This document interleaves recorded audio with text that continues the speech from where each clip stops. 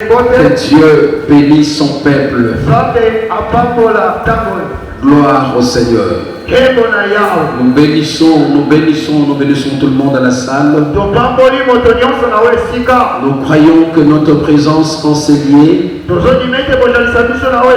est une bénédiction pour chacun de nous. Pour nous retrouver à la montagne de Dieu, c'est une opportunité, c'est une faveur divine. Et nous saluons vivement la présence de chacun de nous. Soyez encore bénis, soyez encore bénis dans sa présence. Nous saluons nos bien-aimés qui nous suivent à travers notre YouTube, c'est Femme News TV. Et ceux qui sont en Europe, en France, nous citons le révérend Mayouba qui est là, notre sœur Lili Ditoula qui est là, Patricia Paka qui est là également. Et nous avons notre bien-aimé Elwanga, le messager de Dieu. Et en Belgique, nous avons le révérend Serge Voigui avec Maman Esther qui sont là. Et nous avons le révérend Mandela Willy, mon fils. Et tant d'autres qui sont là. On ne citait que là. Et là aux États-Unis, nous avons le révérend Abraham Djouzi.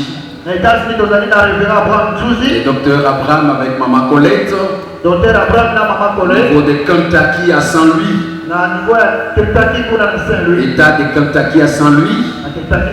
Et nous avons également nos bien-aimés qui sont là au niveau du Canada. Nous avons le révérend Bonichi Poukou et Maman Déborah qui sont là. Et nous avons le frère pasteur Eric qui est également au niveau du Canada. Nous avons nos frères qui sont en Afrique également,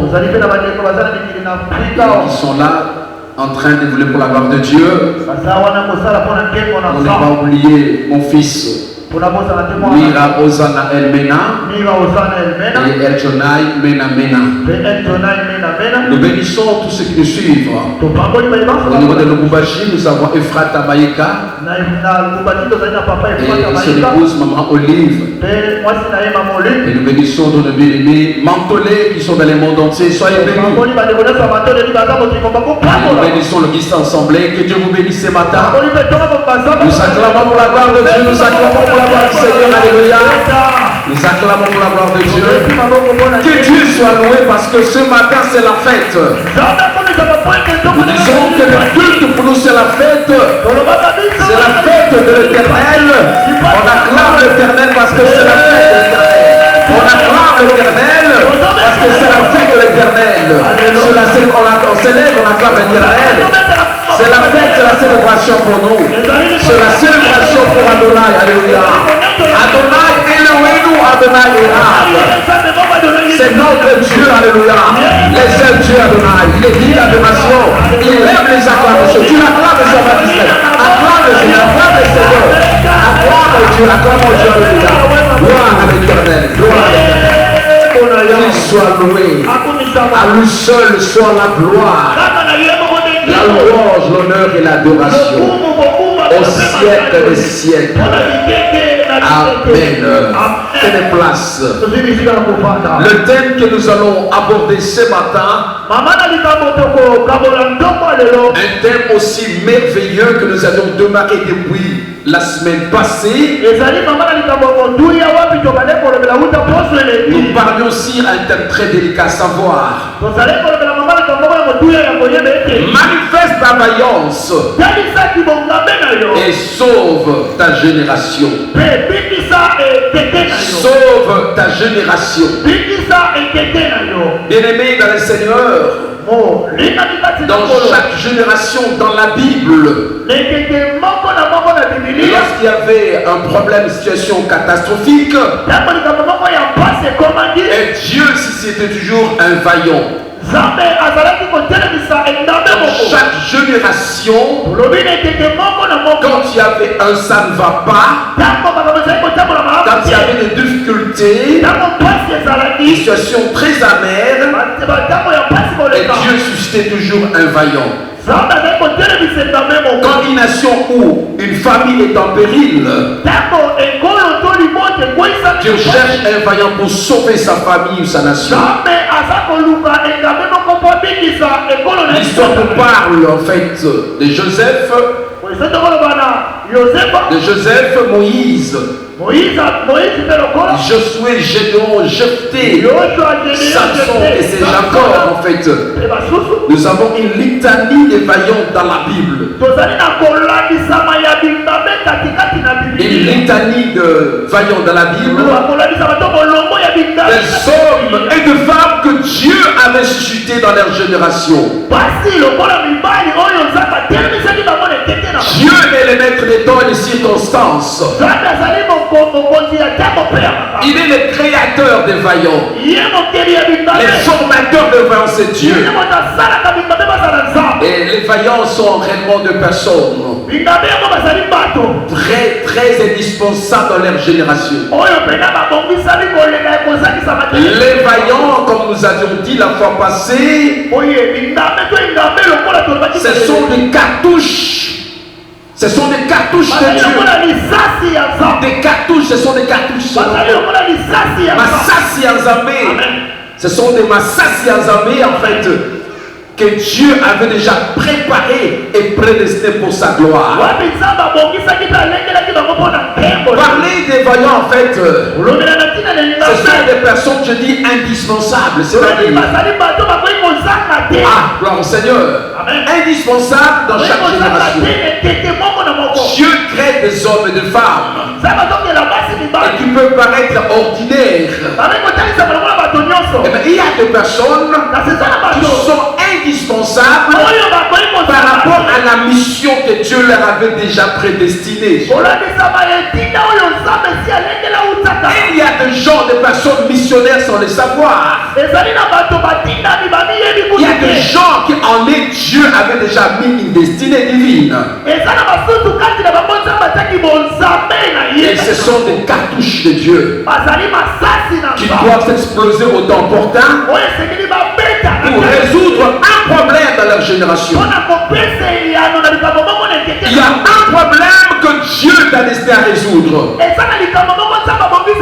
Tel que Dieu l'a, il y a quelque part dans une nation, dans une ville, dans un village, dans une famille, à un temps bien déterminé, où Dieu va t'utiliser.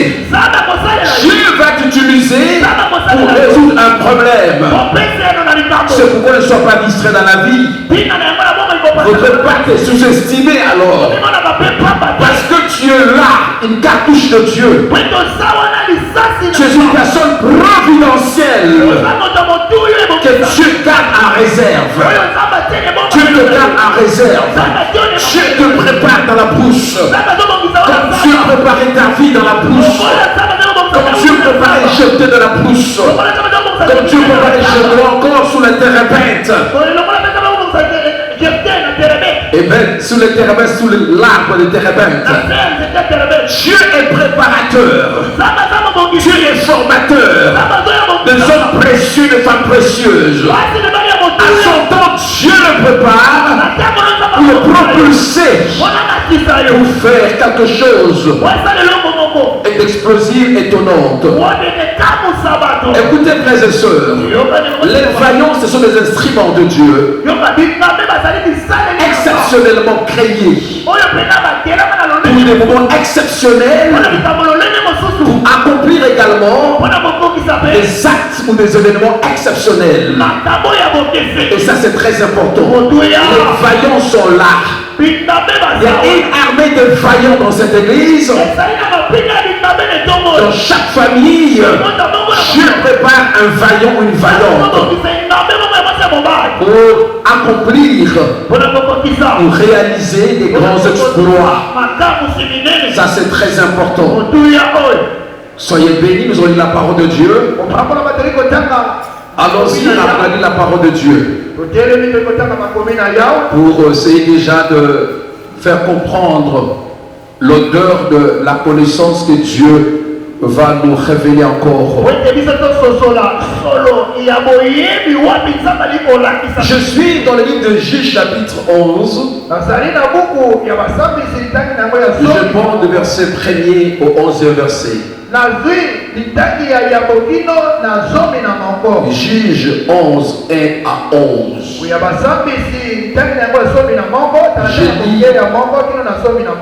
Je lis la parole du Seigneur. Je lis la parole du Seigneur. Amen. Jephthé le Galadide était un vaillant héros. Jephthé, c'est-à-dire celui de Galad. On l'appelle les Galadites. Amen. Est un vaillant héros. Il était fils d'une femme prostituée. Et c'est Galad qui avait engendré Jephthé. La femme de Galad lui enfanta des fils qui devenus grands. La femme de Galad lui enfanta des fils qui devenus grands. Quand ils sont devenus grands, chassèrent Jephthé et lui dirent: tu ne hériteras pas dans la maison de notre père, car tu es fils d'une autre femme. Et Jephthé s'enfuit loin de ses frères et il habita dans le pays des Tob. Des gens de rien se rassemblèrent auprès de Jephthé et ils faisaient avec lui des excursions de combat, de voyages de combat. Quelques temps après, les fils d'Amon firent la guerre à Israël. Et comme le fils d'Amon faisait la guerre à Israël, les anciens de Galad allèrent chercher Jephthé au pays de Tob. Ils dirent à Jephthé: viens, tu seras notre chef. Et nous combattrons le fils d'Amon. Jephthé répondit aux anciens de Galad: n'avez-vous pas eu de la haine pour moi? Et ne m'avez-vous pas chassé de la maison de mon père? Pourquoi venez-vous à moi maintenant? Vous êtes dans la détresse. Les anciens de Galad dirent à Jephthé: nous revenons à toi maintenant, afin que tu marches avec nous et que tu combattes le fils d'Amon et que tu sois notre chef, celui de tous les enfants de Galad. Jephthé répondit aux anciens de Galad: si vous me ramenez pour combattre le fils d'Amon et que l'Éternel les livre devant moi, je serai votre chef. Les anciens de Galad dirent à Jephthé que l'Éternel nous attende et qu'il juge si nous ne faisons pas ce que tu dis. Et Jephthé partit avec les anciens de Galad. Le peuple le mit à sa tête et l'établit comme chef. Et Jephthé répéta devant l'Éternel à Mitzpah, dans la ville de Mitzpah, toutes les paroles qu'il avait prononcées. Parole du Seigneur. Acclamons la parole de Dieu. Acclamons la parole de Dieu. Gloire à l'Éternel. Gloire à l'Éternel. Que Dieu bénisse. Que Dieu soit loué. Comme je le disais en fait, dans chaque génération, nous parlions la semaine passée sur un autre vaillant, à l'instar de Gédéon. Dis Gédéon. Gédéon. Quand on parle de cette cet homme de Dieu très puissant en fait. Cet héros en fait dont on parle. C'est vraiment dans la Bible témoigne dans le livre même des Hébreux. Qui était Gédéon? Je sais un peu de parler quelquefois un peu de lui. Je vais très bien parce qu'on a vraiment parlé de lui la fois passée. On parle de Gédéon, fils de Joas. Joas qui veut dire Dieu a établi. Là c'est le père de Gédéon, Joas. Joas en fait était le père de Gédéon de la tribu de Manassé. Et n'oubliez pas que Manassé qui veut dire oubli, l'oubli, Manassé. Oubli. Et Manassé était le frère, le fils aîné de Joseph. Et son frère s'appelait Ephraïm. Il veut dire Dieu ajouta. Mais Joas était petit-fils de Manassé. Et ils étaient dans la famille d'Abiezer. Abiezer qui veut dire Dieu est secours. Et là, on voit dans l'histoire de Gédéon, il y avait une nation qui se souleva contre Israël, à savoir Madian.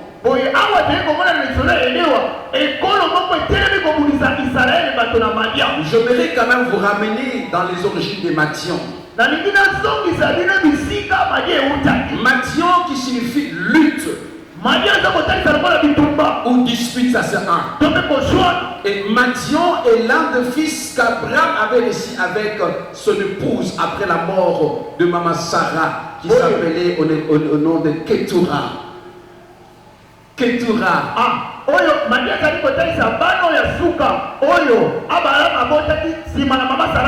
dis ceci en fait, Madian était le fils qu'Abraham avait réussi. Avait eu avec Ketura après la mort de maman Sarah. Amen.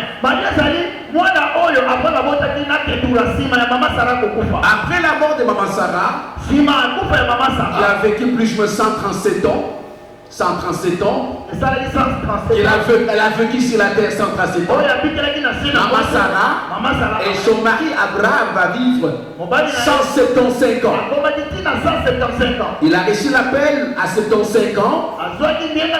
Il marcha avec Dieu pendant un siècle. 100 ans de la marche de la foi. C'est le père de la foi.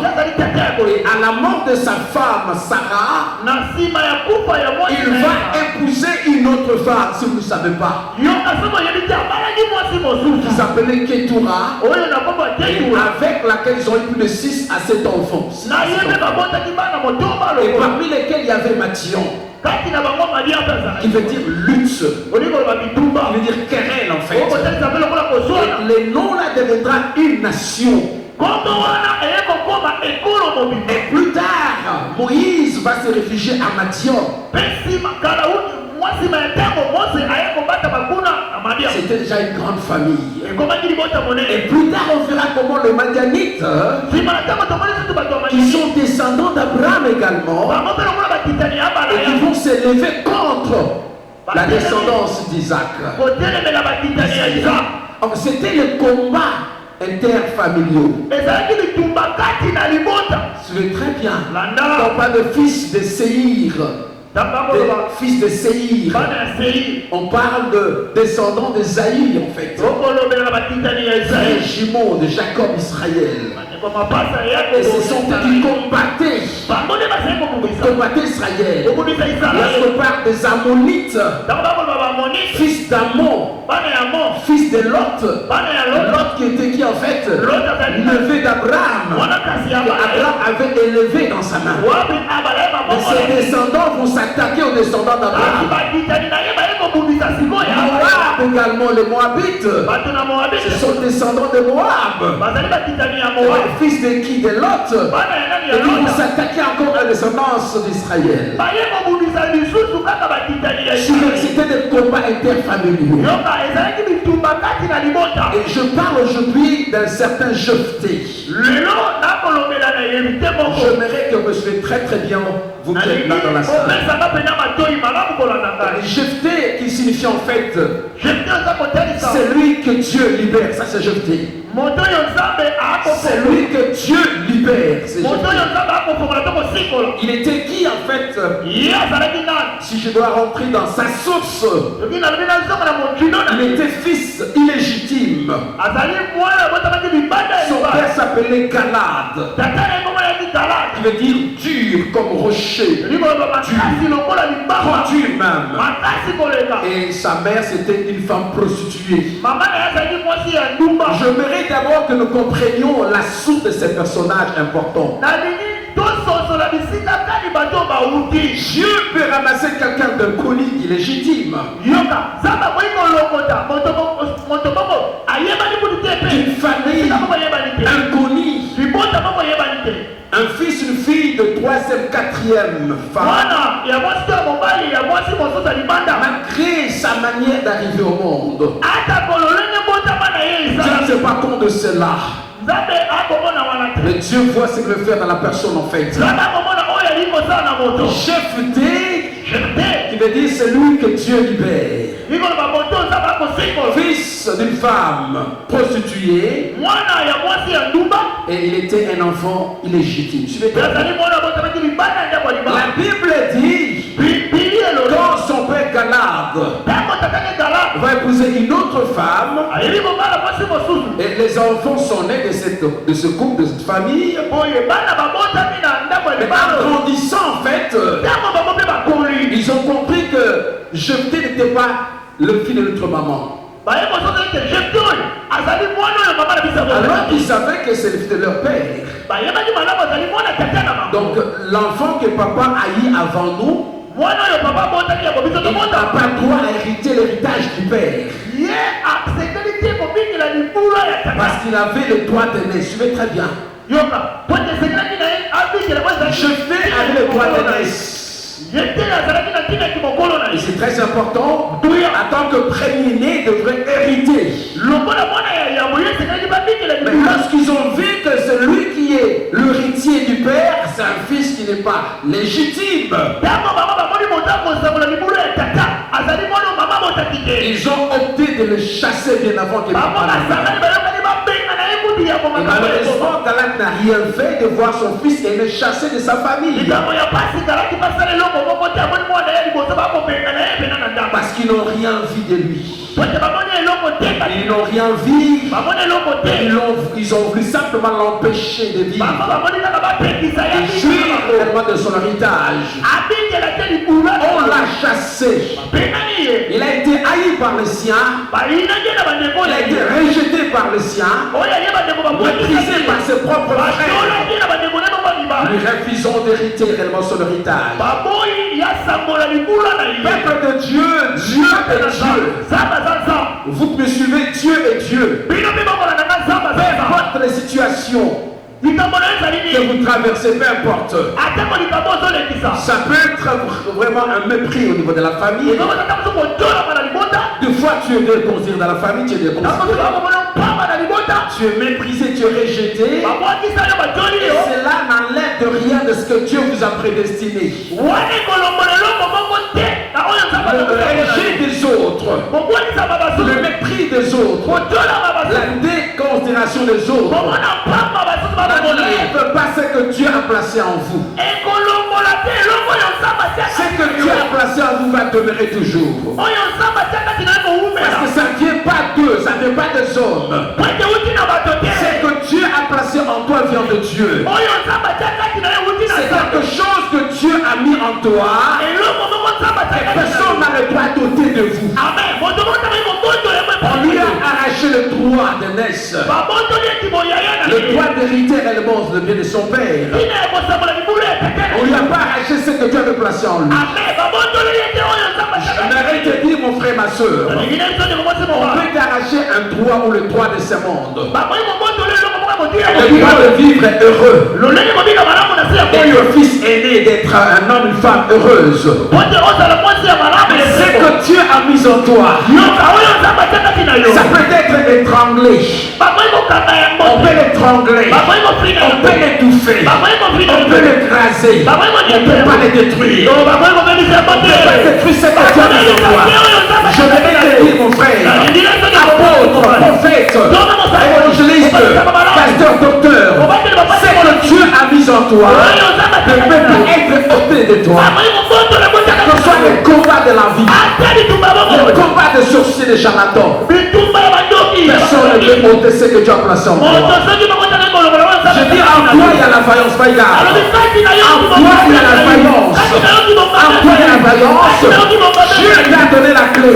La clé que personne ne pourra t'ôter. La clé que Dieu t'a donnée, personne ne peut te l'ôter en fait. Ça c'est très important. Suivez, je voudrais vous dire des choses très importantes. Rapport dans les textes de base. Lorsque Jephthé voulait dire, se sentait méprisé, rejeté par les siens. La Bible dit, Jephthé s'enfuit de ses frères. Il n'a pas voulu s'opposer avec ses frères. Il ne voulait pas se quereller en fait. Il a dit, oh ben, quand vous avez opté de me chasser, il n'y a pas de problème. Après je m'en vais. Et il s'en alla en fait.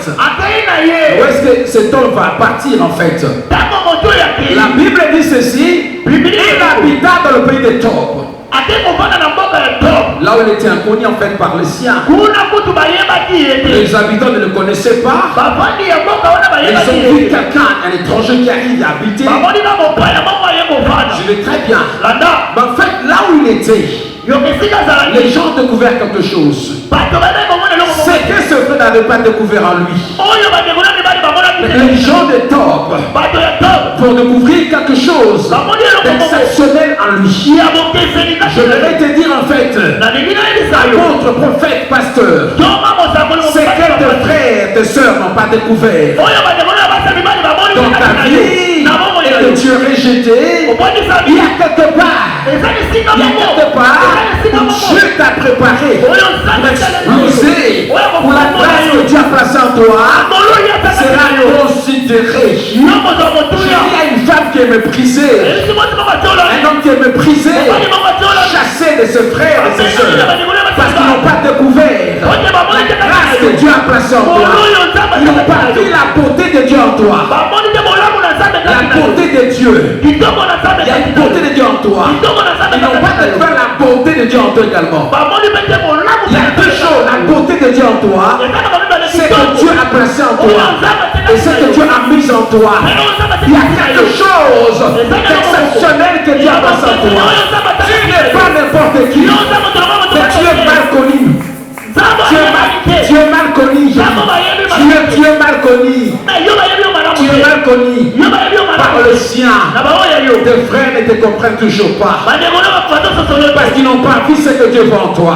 Tu es un sujet de rejet, un sujet de mépris. Tu es diabolisé même. Diabolisé, calomnié, diffamé. En fait, cette diffamation-là, ce calomnie-là, c'est juste pour étouffer la vaillance en toi. Étouffer la mission que Dieu t'a donnée. Une mission aussi noble que Dieu t'a donnée. Les gens de Tob ont découvert qui était cet homme. Je vais te dire, la grâce que tu as, c'est la découverte quelque part. Et parce que la grâce de Dieu est un centre d'attraction. Parce que je veux dire par là en fait, la grâce attire, gloire au Seigneur. La grâce attire toujours. La grâce crée un centre d'attraction qui attire. La grâce attire les gens. La grâce attire la foule. La grâce attire l'argent. La grâce. C'est que la grâce de Dieu, il devient un point d'attraction. Il attire toujours. J'aimerais te dire, à cause de ta grâce, parce que tu es grâce, ta grâce va attirer plusieurs grâces auprès de toi. Je dis ceci, la grâce de Dieu attirera des choses que personne ne peut attirer. La grâce de Dieu, c'est ta force de frappe. C'est le pouvoir que tu as reçu. Le pouvoir que tu as en toi. Que Dieu vous que la grâce t'attire. Cet élément ne vous a pas attiré. La grâce va t'attirer. C'est que ton père ne t'a pas donné. La grâce va t'attirer. C'est que ton père ne t'a pas donné. La grâce va t'attirer. C'est que les mots ne t'a pas donné. La grâce va t'attirer. C'est que tu cherches. Reçois là. La grâce va t'attirer. C'est que ta mère ne t'a pas donné. C'est que les mots ne t'a pas donné. Mais la grâce de Dieu, que Dieu te donne ce que tu attends. Écoutez, frères et sœurs, la grâce de Dieu va attirer des gens près de lui. Il arrive là à top, et à cause de la grâce est comme un feu. On ne peut pas cacher la grâce. Celui qui a la grâce, celui qui a la grâce, on ne peut pas le toucher. Il est comme un feu. Quand vous le mettez ici, à tout million sort. Quand la grâce est là-bas, il va carboniser. Celui qui a la grâce, il a l'influence de Dieu. Il a l'influence de Dieu. Il a une étoile qui brille. Une étoile qui brille. La grâce de Dieu, elle a une étoile. Ça attire. Ça influence en fait. Je peux vous dire ceci. Cet homme arrive à tort. Et la grâce va agir. Je prie que ta grâce se manifeste. Que ta grâce se manifeste. Que les gens en découvrent en fait. Là où tu travailles. Que ta grâce se manifeste. Là où tu travailles. Là où tu vas marcher. Dans ton foyer. Dans ta famille. Je prie que la grâce de Dieu se manifeste. Et ça va attirer autant de choses. Suivez très mes frères et sœurs. Le genre de rien. Les gens de rien s'est rassemblé auprès de Jephthé. Oh, ça c'est surprenant en fait. Les gens de rien ont découvert que cet homme avait quelque chose. Ce n'était pas les intelligents. Ce n'était pas les hommes sages. Et la Bible dit, les gens de rien ont découvert. Voilà ce que Dieu fait. Si les intellectuels ne vont pas découvrir la grâce de Dieu en toi, les gens de rien découvriront ce que tu as placé en toi. Les gens de rien sont là. Qui sont les gens de rien en fait? Des personnes humbles, qui cherchent réellement quelqu'un, qui ont les yeux de voir, des hommes humbles, qui attendent quelque chose. Et les autres là sont des orgueilleux en fait. Et les gens de rien, de leur humilité, ils ont découvert la grâce dans la vie de Jephthé. Ils ont découvert en lui la vaillance. Et s'est rassemblé auprès de Jephthé. J'aimerais te dire, tu deviendras un centre d'attraction. Et tu vas attirer beaucoup de gens. Tu deviendras un centre d'attraction. Tu deviendras un lieu où tu vas attirer les gens. Si un jour tu n'attires personne, personne ne vient auprès de toi. C'est toi qui fais chercher les autres. Tu vas chercher toi. Tu te déplaces. Je voudrais te dire, dans les jours qui arrivent, ce sont deux qui viendront à toi. Ce sont eux qui vont te chercher. Ils vont se rassembler auprès de toi. Parce qu'ils savent, ils voient en toi la grâce de Dieu. Gloire à l'Éternel. Par là, quand Jephthé a trouvé qu'il avait des gens, il avait des gens avec lui, et ils vont commencer à travailler. Ça, c'est très important. Et c'était la phase préparatoire. Dans chaque vie de vaillant, il y a toujours des activités préparatoires. Les vaillants se préparent toujours dans les petites choses, dans Dans une petite bataille. Comme David était un vaillant, se prépara dans le champ. Dans la bourse, là, en fait, il luttait avec des lions, avec des girafes aussi. Il faut le dire, avec de bêtes féroces. Les ours de tout, parce que c'était la préparation. On n'a pas cité toutes les bêtes. Hein? Il n'y avait pas seulement des ours, il n'y avait pas seulement des lions. Il y avait aussi des serpents, en fait. Ils les écrasaient tous. C'était des activités préparatoires. Un va être toujours préparé. Dieu te fera passer par des épreuves. Ça c'est très important. Ça c'est le parcours d'un vaillant. Tout ne sera pas facile devant vous. Mais les épreuves seront également marquées dans votre trajectoire. Ce sont des préparations. Alors ça c'est très important. Le rejet, le mépris peut être manifesté. C'est la phase préparatoire. Gloire à l'Éternel. Avant que je te se préparer une grande chose pour le futur, je vais te dire, prépare-toi pour ton futur. Ne sois pas distrait. D'ici 2033, l'Église va totaliser 2000 ans sur la terre. 2000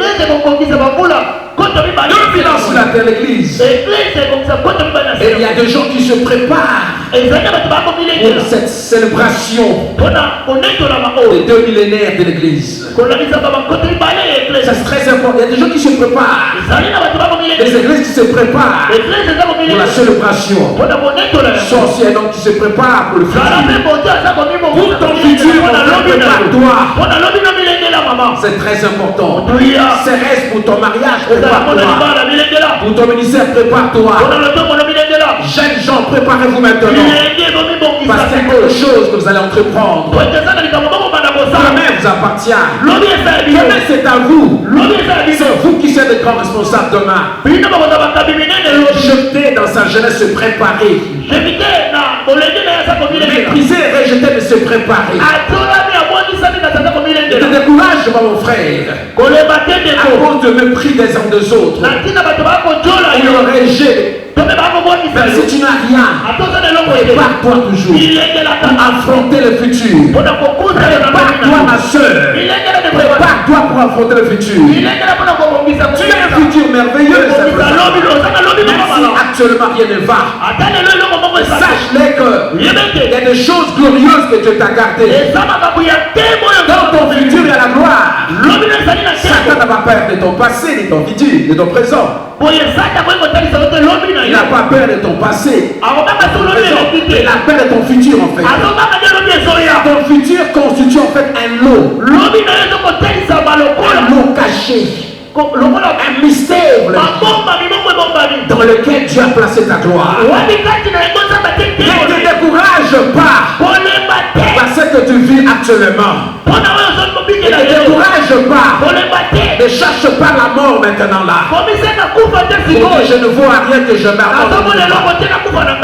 Ne meurs pas, je t'interdis de mourir. Parce que tu n'as encore rien fait. Tu n'as encore rien fait. Il y a des grandes choses, des grands exploits auxquels Dieu t'a prédestiné. Ne meurs pas, je t'interdis. Regardez-moi. Ne meurs pas maintenant. Tu n'as encore rien fait. Tu n'as pas encore fait de grands miracles. Tu n'as pas construit de grands immeubles en fait. Il y a des choses explosives. Un jour, Dieu les affaiblira. C'est alors que tu comprends que nous avons un frère. Nous avons un jeté.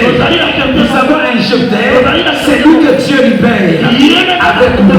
C'est très important. C'est lui que Dieu libère en fait. C'est jeté. Il faut comprendre que nous avons quelqu'un dans la famille.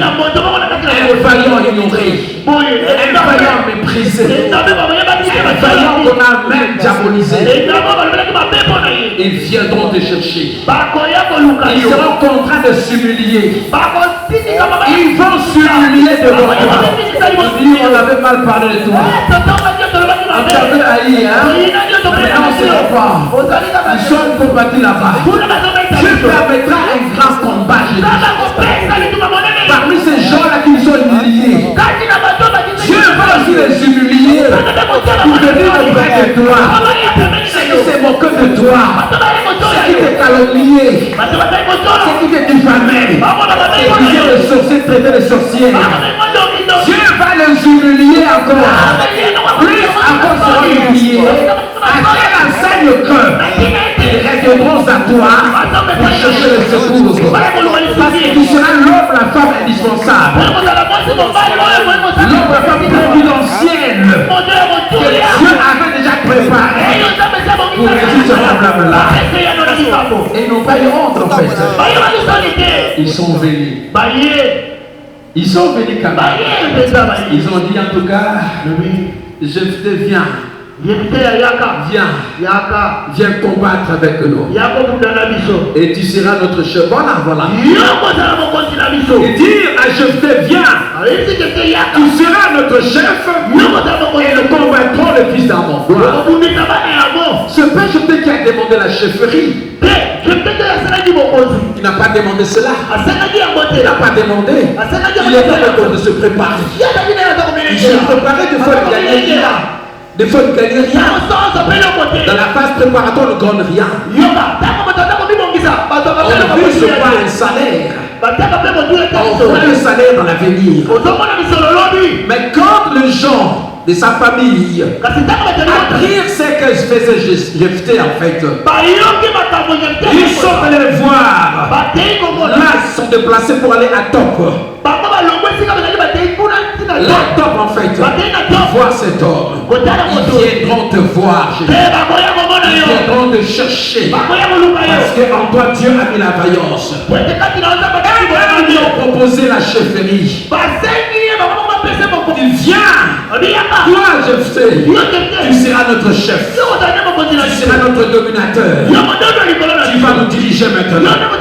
Je voudrais te dire, à toi, il y a un leadership caché. Il y a une valeur cachée en toi. Il y a quelque chose de grand que tu as mis en toi. Révèle ce que tu as mis en toi. Manifeste ta vaillance simplement. Manifeste ta vaillance. Et laisse pas endormir la vaillance en toi. Et sauve ta génération. La génération des Galades était embrouillée par de promesses. La génération des Galades était combattue. La génération des Galades était combattue. Et alors il y avait quelqu'un qui avait déjà préparé.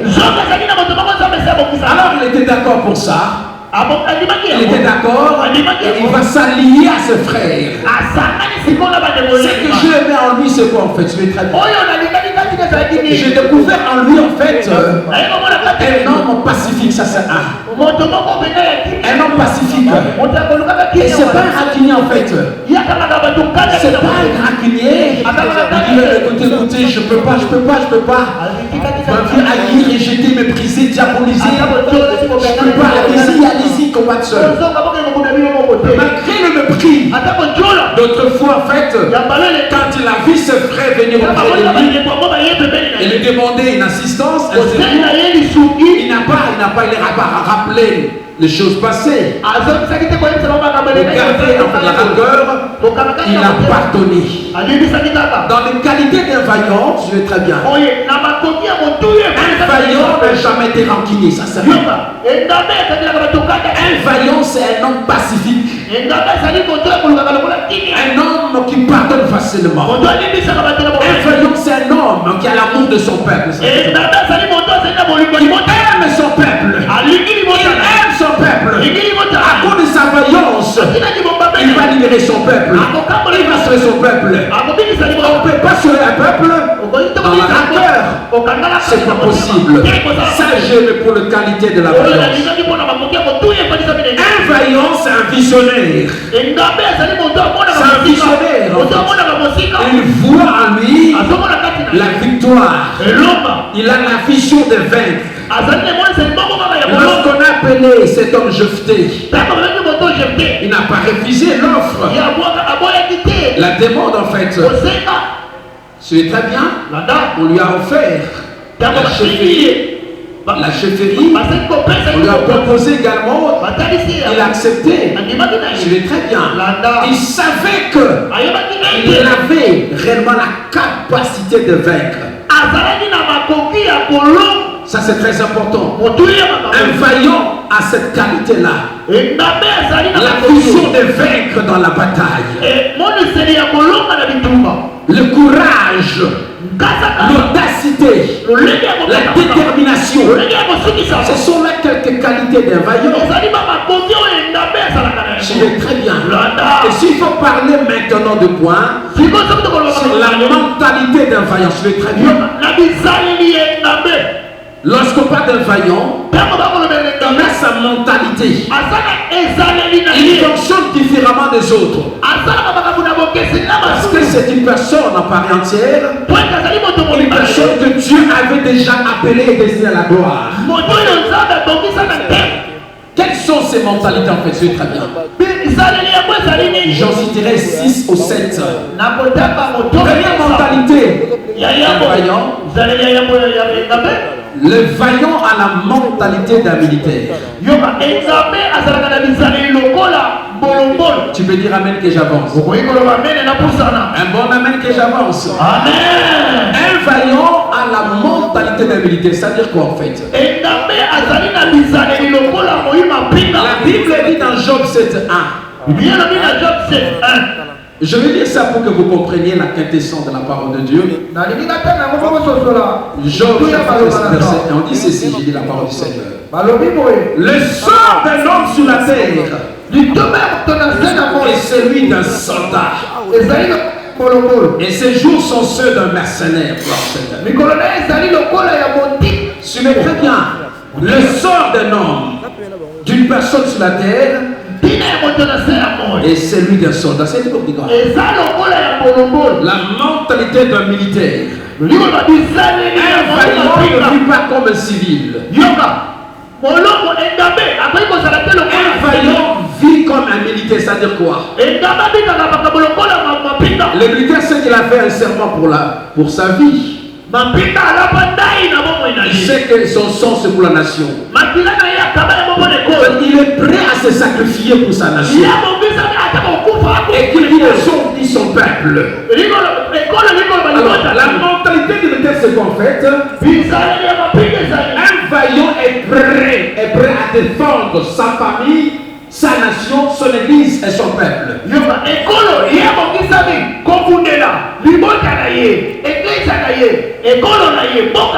Et dans 2 Timothée 2, 3 à 4, l'apôtre Paul parle à notre frère Timothée des choses importantes.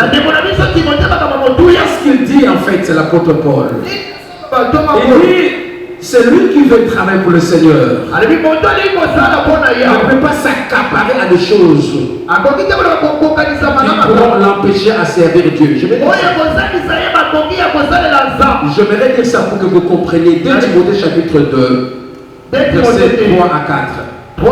Que dit la parole du Seigneur? Il dit ceci en fait. Il dit, souffre avec moi comme un bon soldat de Jésus-Christ. Gloire au Seigneur. Ça c'est Paul qui s'adresse à Timothée son vaillant. Souffre avec moi comme un bon militaire de Jésus-Christ. Il n'est pas un militaire, c'est un soldat. Il n'est pas un militaire, c'est lui qui s'embarrasse aux affaires de la vie. Qui essaye de prendre tout, les affaires de la vie, s'il veut plaire à celui qui l'a enrôlé. S'il veut plaire à ton Dieu qui t'a enrôlé comme militaire, tu ne peux pas t'embarrasser de toutes choses. En fait. Un militaire n'est pas un commerçant, ça c'est rien. Quand un militaire commence à vendre le safou, c'est dangereux. On voit un militaire là-bas au niveau de Marino vendre les chèvres, c'est dangereux. Sa mission c'est autre chose. Sa mission c'est autre chose. C'est garder la patrie, garder le personne et leurs biens et défendre leur drapeau, c'est très important. Nous devons savoir savoir une chose. Nous sommes dans le royaume de Dieu. Cette mentalité du royaume, en fait, d'un militaire, savoir défendre notre royaume. Le royaume de Dieu, c'est très important. Et la Bible dit, depuis le temps de Jean-Baptiste, le royaume de Dieu est forcé. Ce sont les violents. Et moi, je dis, ce sont les vaillants qui s'en emparent. Donc, on doit être un violent, un vaillant, qui vit avec la mentalité d'un militaire. On peut comprendre qu'un militaire dépend de son chef. Il y a la hiérarchie dans la vie militaire. Le colonel est au-dessus du général. Et là, c'est très important. Le chef d'état-major, c'est lui, en fait, le supérieur numéro 1 de l'armée. Et nous avons les commandants supérieurs. Dans l'armée de Dieu, c'est lui que Josué avait vu. C'est qui, en fait, Josué?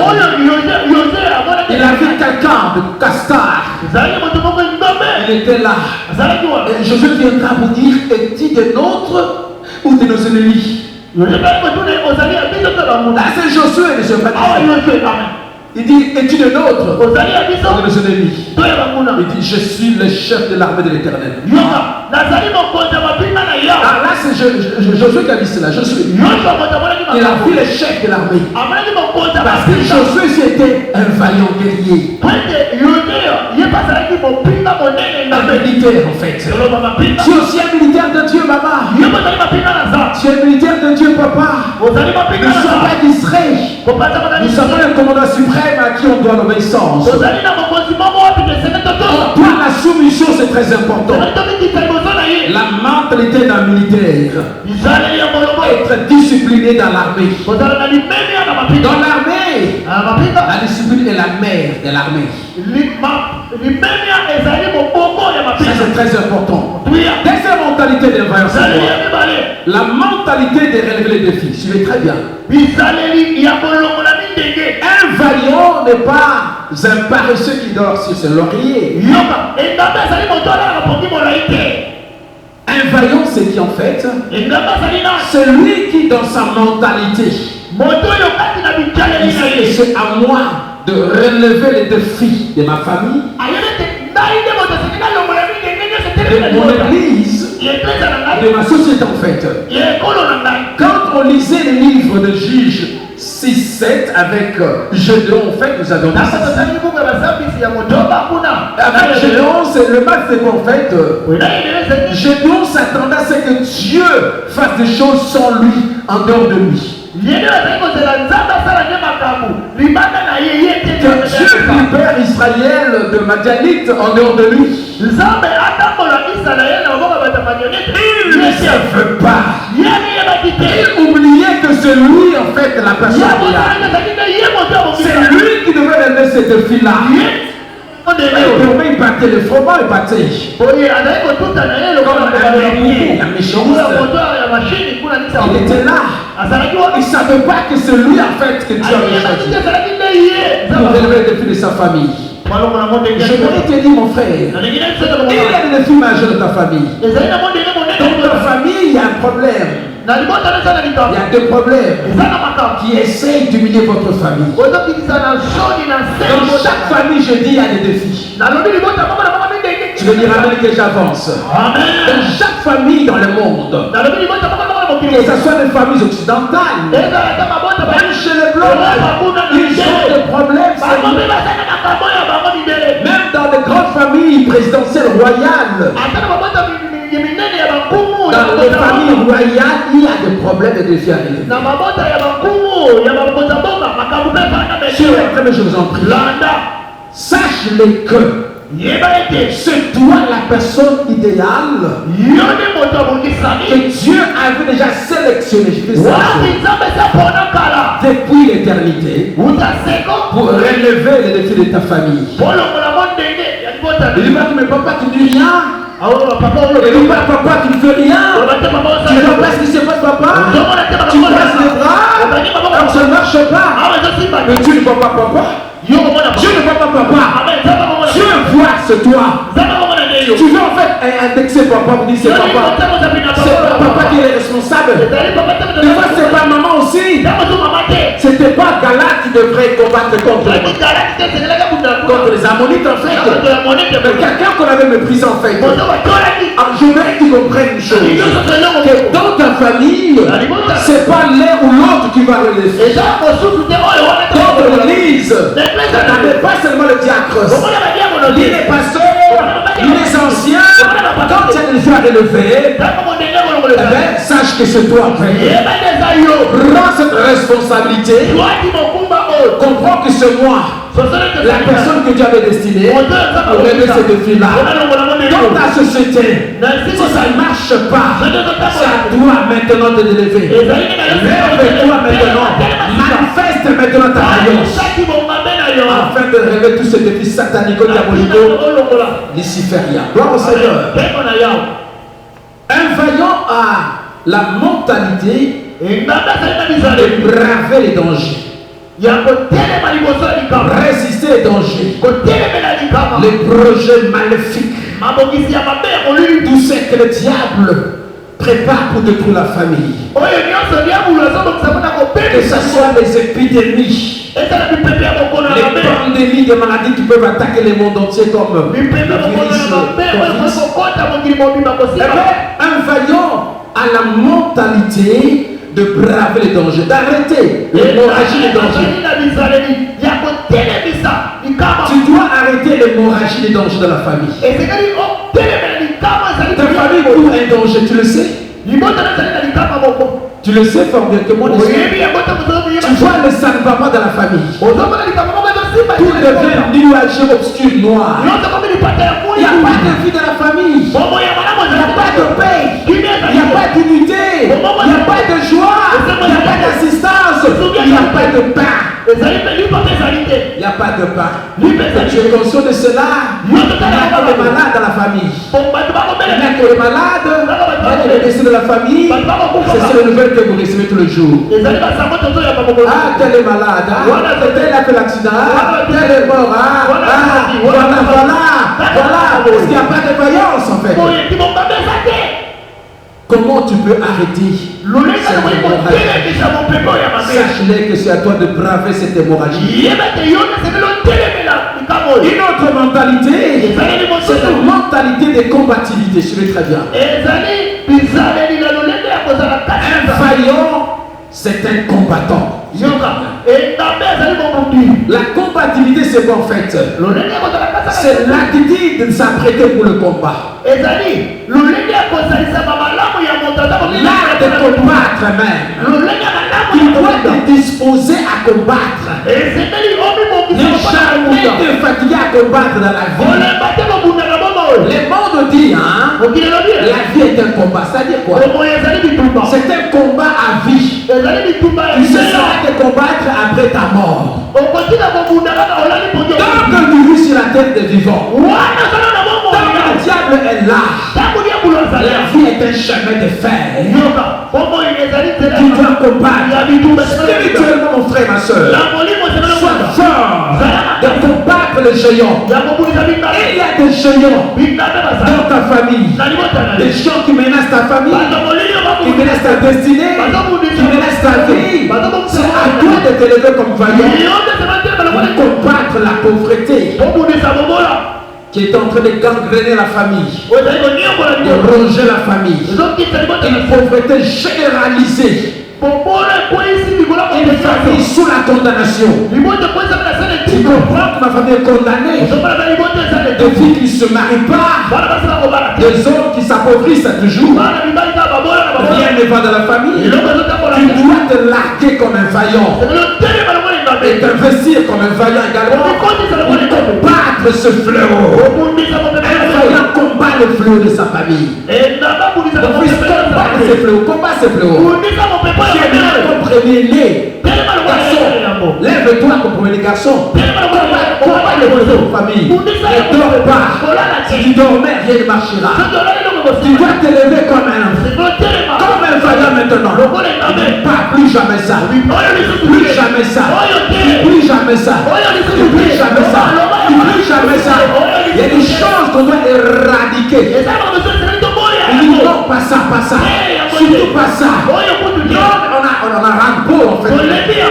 On doit maintenant se décider et combattre le mal dans la famille. Combattre le mal dans la famille. Ne rêve pas. Le diable est sur la terre.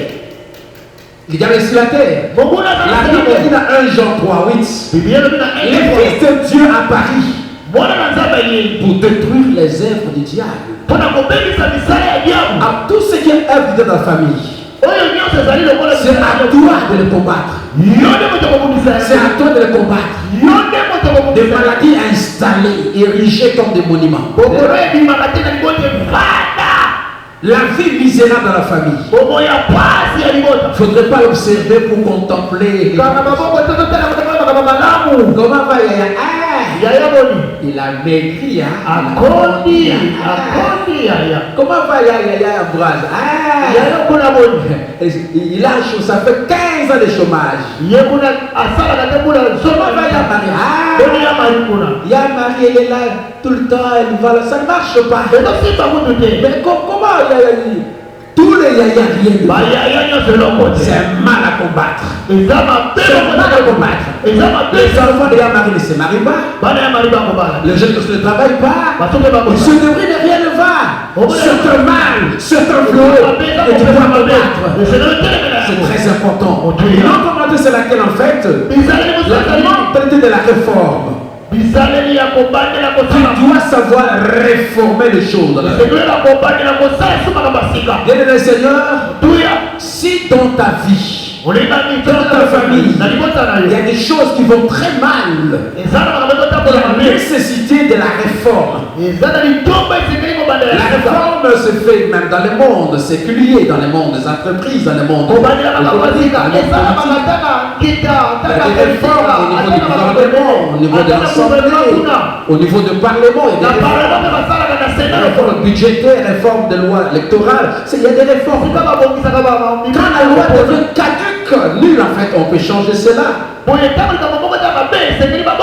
sent qu'il y a le mal, on peut faire la réforme, c'est très important. Je voudrais te dire, un vaillant est animé par la mentalité réellement de la réforme. Ne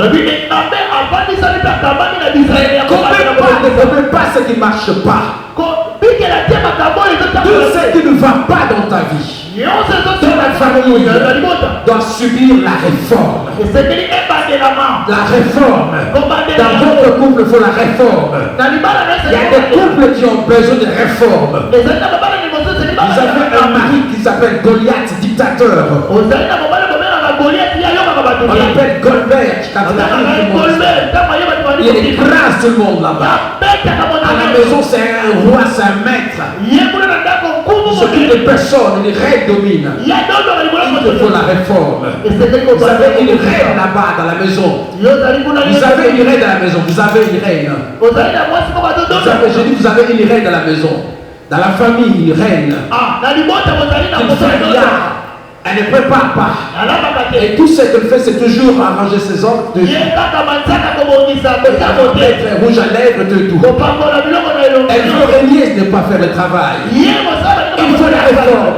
Vous avez une fiancée qui ne fait rien, qui ne prie pas, qui attend le mariage. Il faut la réforme. Un fiancé qui ne prie pas, qui ne travaille pas, il faut la réforme. C'est très important la réforme dans notre vie. Une autre mentalité, c'est la c'est la mentalité d'un libérateur.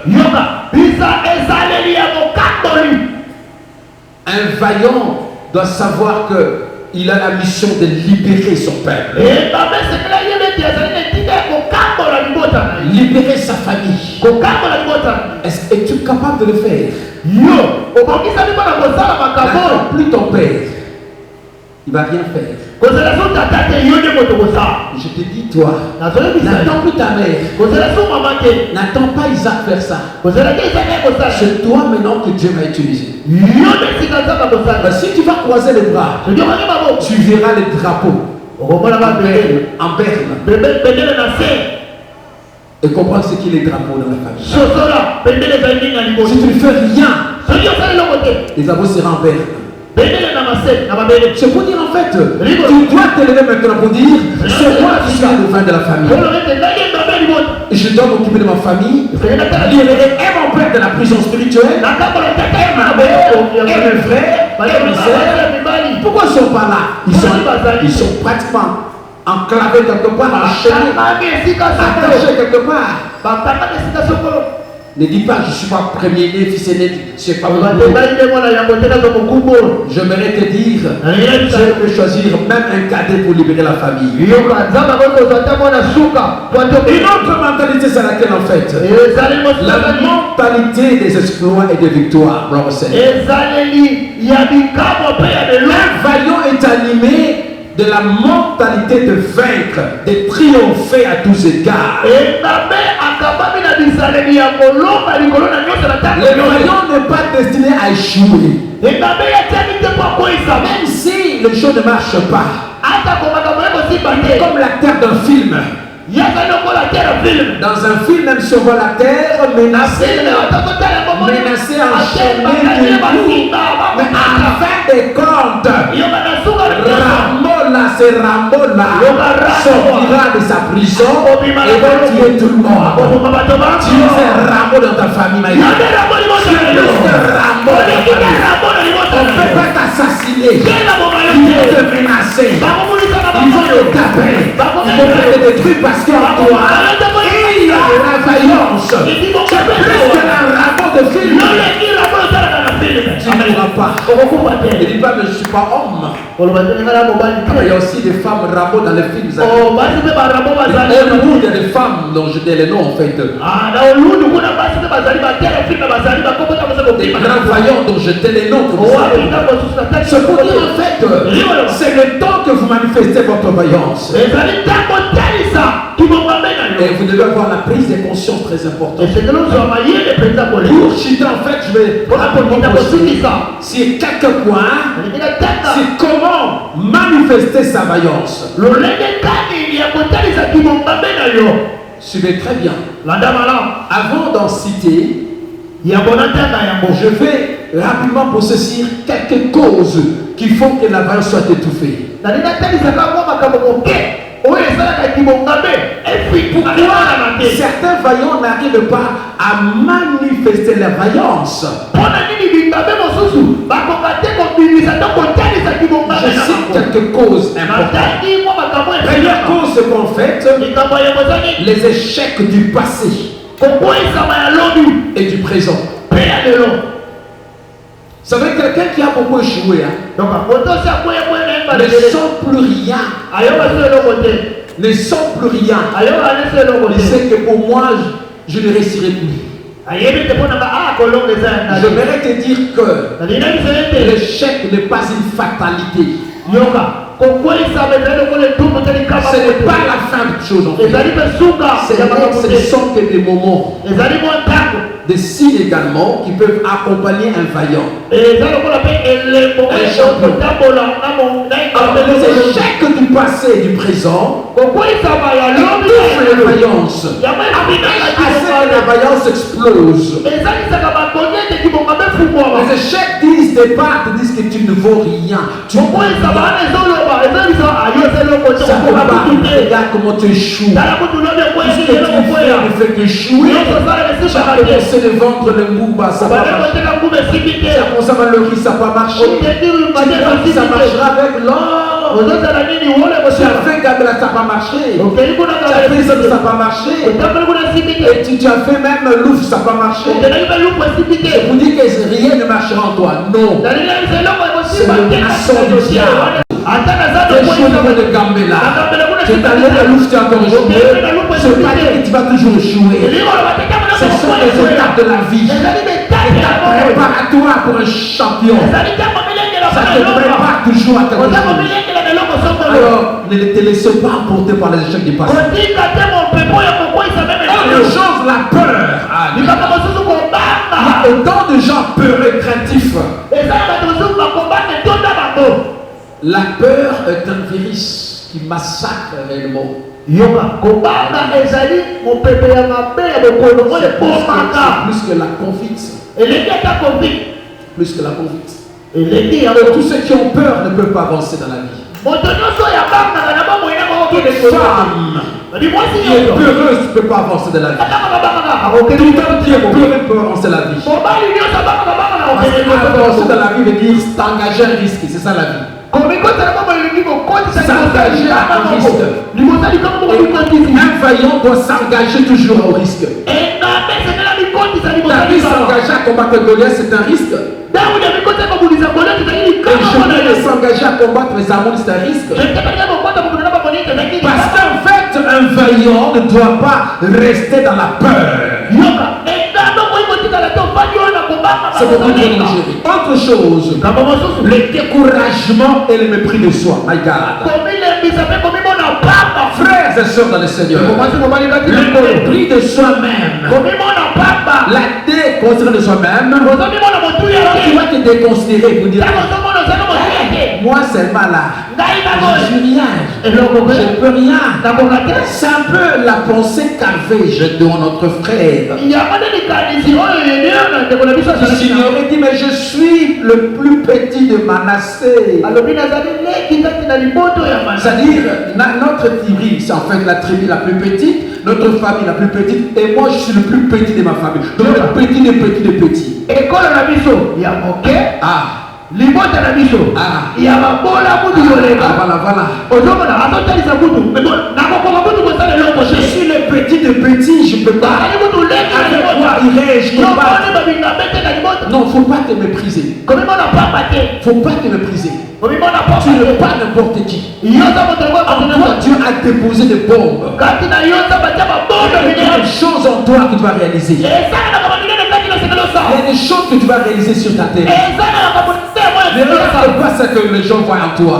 Les gens ne voient rien en toi, ils disent que tu parles.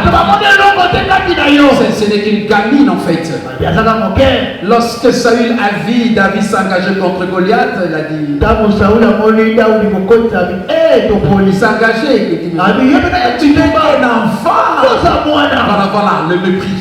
Alors là déjà le monde te méprise. Il ne faut plus te mépriser toi-même. Il ne faut pas croire que tu es quelqu'un, que tu as quelque chose. Les autres ne diront rien, les autres diront. Il faut d'abord comprendre que tu es quelqu'un. Et quelque chose d'important dans le monde. Je suis quelqu'un dans ce monde. Je suis VIP. Je suis un vaillant. Je le dis sans peur. Ça c'est un peu ça, Mobutu disait, c'est un vaillant. Il disait cela sans peur devant les Américains. Devant les Américains, il disait cela. Devant les Américains, il disait cela. Il n'a pas eu peur de ça. À la tribune de l'ONU là-bas, il a parlé des choses importantes. C'est un vaillant, c'est pas pour eux. Un vaillant en fait, c'est pour dire il n'a pas eu peur. Lâche ta peur en toi s'il te plaît. Tu l'as peur en toi. Tu l'as peur en toi. La peur de quiconque qui peut te combattre. La peur, tu l'as peur de qui peut te combattre. Tu l'as peur de quiconque qui peut te combattre. Tu l'as peur là. Écrase là, c'est ça écraser.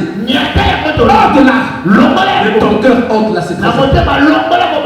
La peur de jouer dans la vie. Dis-moi. Dis ça moi.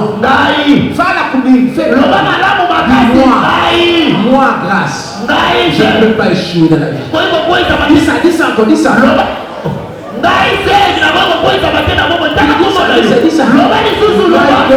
Vous n'avez joué jamais la vie.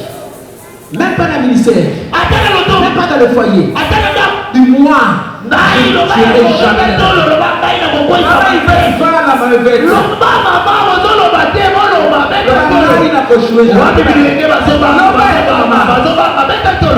gloire à l'Éternel. Vous qui me suivez, dites aussi, moi je ne jouerai jamais de la vie, c'est ça. Autre chose, c'est pour la culpabilité de soi. Lorsque quelqu'un est culpabilisé, tout ça va. Le souci de la vie, un homme soucieux soucieux de la vie, tu ne peux pas manifester ta vaillance. Une femme soucieuse, qui a des pensées négatives, pessimiste en fait. Le pessimisme étouffe la vaillance. Il ne faut jamais être aussi activiste quand tu as trop à faire. Ça va.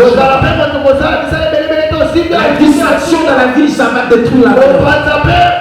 La négligence dans la vie, eh bien, ça va vous amener très loin de la vaillance. Alors, comment manifester la vaillance maintenant?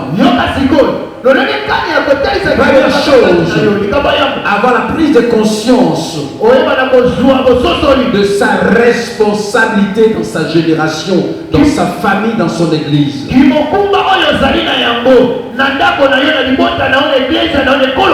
Écoutez mes frères et sœurs, quand vous avez une parcelle de pouvoir dans la vie, dans une organisation, quelque part, au niveau de l'armée, au niveau du parlement, au niveau de la fonction publique, au niveau de l'église, toute parcelle de responsabilité, vous devez comprendre que c'est à vous maintenant de faire quelque chose. C'est là où Dieu vous a placé. Rentrons dans l'église. Vous êtes ancien, vous êtes diacre, vous êtes chef quelque part. Vous avez aussi une parcelle de responsabilité, de pouvoir.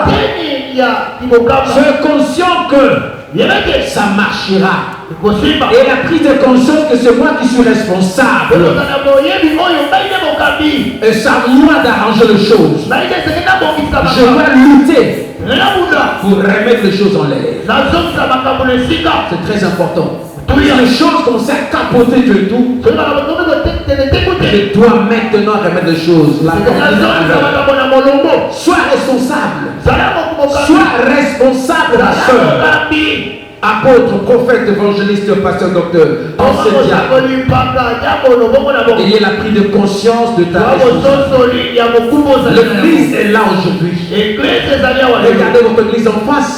N'attendez pas que le pasteur fasse tout, non. Là où tu es placé, là où tu es la charge, tu dois travailler d'arrache-pied, manifester ta vaillance là, et faire que les choses réussissent lors du travail. Au niveau de l'intercession, faites que ça réussisse. De la délivrance, au niveau même de la chorale, protocolat, au niveau même de partenariat. Faites que les choses marchent dans votre vie. La vaillance fait que les choses marchent. Ça c'est un.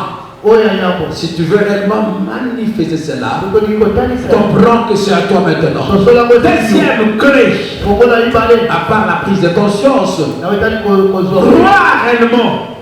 Croire à ce que tu es, à ce que tu as. C'est-à-dire croire à ta vraie identité de vaillant. Tu es un vaillant et tu as les capacités de vaillant. Tu dois croire en toi-même. Et je peux réussir. Je dois réussir. Vous savez, la plupart des gens qui gagnent aux élections, ce n'est pas de façon hasardeuse. Ce sont des gens qui, en fait, se lancent avec une certaine ligne de conduite. Ils savent brandir leur vraie identité. C'est-à-dire quoi? Ils savent renier en eux dans leur pensée que je ne suis pas n'importe qui. C'est moi l'homme qu'il faut à ce poste-là. Même s'il n'y a que 2 postes vacants et il y a 20 candidats à voter, ils disent c'est moi qui gagnerai.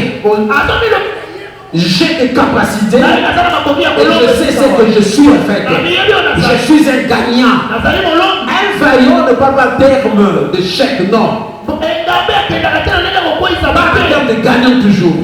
Je gagnerai. J'ai la capacité de gagner la course. Et c'est ce que tu as fait. Tu dois réellement utiliser cette clé-là. Découvre ce que tu as comme capacité et ce que tu as en fait. Troisième clé, c'est en fait s'engager à la lutte. et opérer en qualité de libérateur. Si tu veux que ta vaillance soit manifeste, ne restez pas pacifiste là en fait. La passivité c'est pas ça. C'est pas une vertu, c'est un vice. C'est pas une vertu. Quelque chose de très très mal. C'est un vice un peu cela. Quelqu'un qui reste passif comme cela, il fait rien. Il fait que critiquer ceux qui veulent travailler, décourager ceux qui veulent travailler. Toi, tu vas arranger ce pays. On a suivi quelqu'un comme cela qui voulait mettre de l'ordre dans son secteur. C'est un ministre. Il voulait la rigueur. Mais des gens sont venus le voir dans son bureau. Non pas pour l'encourager dans sa démarche. C'est bon, allez-y. Et ils se sont présentés comme des sages. Je venais pour dire, monsieur, son excellence, nous sommes très contents de ce que tu veux faire dans ce pays. Mais il y a depuis les temps de Lumumba jusqu'à nos jours, autant de ministres sont passés par ici. Personne n'a pu faire ce que tu veux faire. Et nous aimerions te dire, chère excellence, que ce ne sera pas toi qui vas relever ces défis. Pense à quand même d'abord le peuple. D'abord le peuple. Comprends ce que je dis, d'abord le peuple. C'est ça les slogans, n'est-ce pas? Le peuple, c'est qui? C'est toi d'abord. C'est qui le peuple? On dit d'abord, c'est d'abord toi. C'est d'abord ta famille. Tu as déjà des maisons, tu as des parcelles. Tu dois encore là-bas seulement. Mais tu es là encore, non? On pense avoir une parcelle. Tu vois? C'est le conseil des sages. Quel envoûtement! Quel envoûtement! Un homme qui a compris qu'il doit changer les choses, on vient l'envoûter en face dans son propre bureau. Pour le décourager de ne pas lutter. Un vaillant ne se laisse pas persuader par le farceur. Même s'il y a des combats, engage-toi. Parce que tu sais que c'est moi qui suis libérateur. Quatrième clé d'un vaillant, c'est agir avec foi. Avec foi en Dieu. Ah! Papa, tu es vaillant. Où tu sens la vaillance en toi, pour la manifester, sans la foi, tu échoueras. La clé importante, c'est là la foi. Hébreux 11:6. Or, il est impossible de être agréable. Sans la foi, il est impossible d'être agréable à Dieu. Donc, le vaillant doit agir avec la foi en Dieu. Il y a des choses dans la famille dont tu regardes non avec les yeux physiques, avec les yeux de la foi. Notre nation, la RDC, sera restaurée. Amen. Quelles que soient les guerres de l'Est là,